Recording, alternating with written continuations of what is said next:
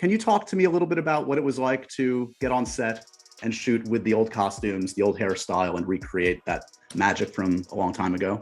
It was very, very surreal. It was surreal looking across at Hayden in his Anakin costume and me in my Obi-Wan costume, and it really felt like the last 17 years hadn't happened at all, you know. Yeah, it was like sort of, I think, the closest that I'll ever get to experiencing time travel, you know?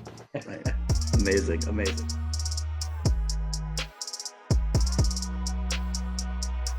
I feel somewhat guilty, Ewan. I've been pestering you with bad Jar Jar imitations, with trying to secret into the universe an Obi-Wan Kenobi return. And I actually have some video I'd like to show you from one such conversation, if you'll indulge me. Oh, good. This is from 2015.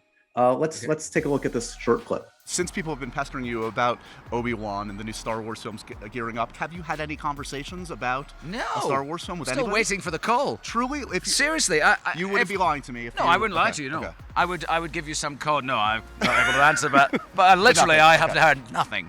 So I thought Jedis don't lie, Ewan. Was there something in the air then? Was it prior to the call? Give me a sense.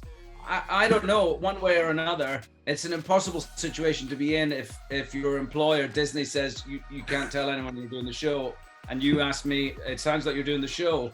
It's a very difficult situation to be in, and it went on for a long time having to do that, yeah. So it must have been a real sense of relief and joy when, oh wait, this is actually happening. No, it was always happening. I mean, it was just going to happen in different, it was going to be a movie, and then it would change to be a TV series, and it was going down one storyline and then it shifted to another, but I never doubted that it was going to happen. I think it was just a question of when, and then it was exciting when we finally got on stage, for sure. And when we got on set, that was a brilliant moment, a brilliant first day.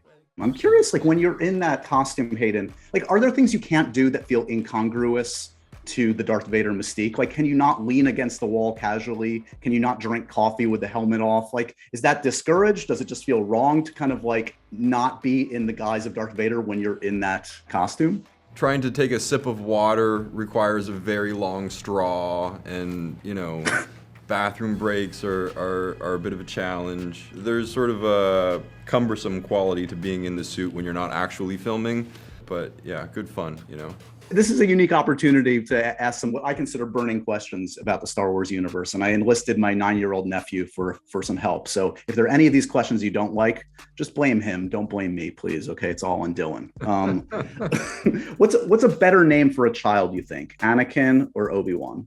Anakin. I have met a couple of Anakin kids before, yeah. This might be touchy, but who do you consider the better lightsaber fighter? Who's got the better technique, the better stamina?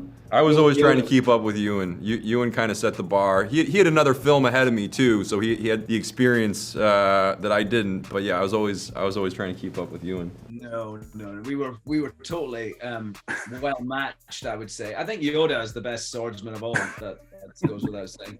Who do you think was moodier, had more anger management issues, Anakin or Kylo Ren? Oh, I liked seeing some of those personality traits in Kylo Ren too, but Anakin's a tough one to out moody. I recently had a lovely chat, as it always is, with Samuel L. Jackson. He's just convinced Mace is out there. He's got one arm. He's riding around somewhere. Where do you stand? Is Mace Windu alive? If Sam Jackson wants it to be true, I wouldn't want to disagree with that. So That's fair. Never disagree with Sam Jackson, right? It's a good rule of thumb. This is an age-old argument, I think, for everybody, is the order of the Star Wars films. Like what order you should show your kids the Star Wars films. You've probably had to make this decision. Where do you guys come down on this? I don't know. I think there's validity to both options. No, I agree. I think it doesn't matter really. The two trilogies are so sort of complete that it doesn't really matter. You can watch one from start to finish and then the other. I don't think it matters. As you all know, one of the joys I feel like about rolling this out a week at a time is like after every episode, there's like all this conjecture and people having theories and whatever. After a recent episode, you know, when you and your character talks to young Leia and basically says, "I wish I was," in reference to that Obi-Wan was her dad. Some people made the jump to like, oh, this confirms that theory that some have had along the way, that there was some kind of would-be potential relationship between Padme and Obi-Wan. Is that an interpretation that's valid to you? Oh, well, Hayden has a thought. No, I've just never heard this theory before. Oh, you've never heard this? This is a new theory for me. Yeah. Is this a theory that you give any merit to, Ewan? I don't want to touch off. I don't want to end this relationship. No, I think in this moment he's saying to her that, you know, she wants to know who her father is, and she in this moment thinks that maybe it's me, and I'm just saying, no, I wished it was. I wished I could give her that. I think it's a tender moment between them. It's the first tender moment between them really in the series, I think. I don't think there's any more to it than that. If there'd been any validity to Obi-Wan and Padme getting it, don't you think George might have put that in the script or something? Don't you think he might have told that story? I mean, listen, I love all the conjecture and all of the discussion about all of these things. Why not? It's fun, but that belongs to the fans. Right. That's not for me or Hayden to comment on that. That belongs to them. Has this changed your relationship with Star Wars? Obviously, it's always going to be a part of your lives, and it has been for some time. But this is just like an electric jolt, I would imagine, of new energy around your participation in the saga. Does it change your relationship to the work, to Star Wars in general, just seeing this renewed excitement about your characters in Star Wars?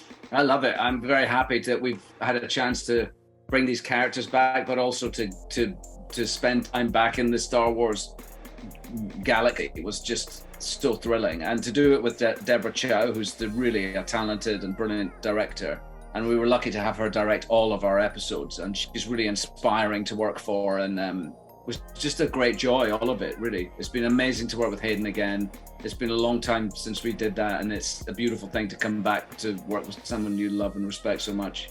And I think, seeing the reaction from fans, we were down at Celebration a couple of weeks ago, 3 weeks ago, you know, feeling that excitement from the actual fans of Star Wars is something that I haven't really experienced before. So it was really amazing. And it's still wanted for a reason. People still want stories told in this world for a reason. They love this world and its escapism and whatever you might label it. It's much loved, you know, and it's nice to feel that again.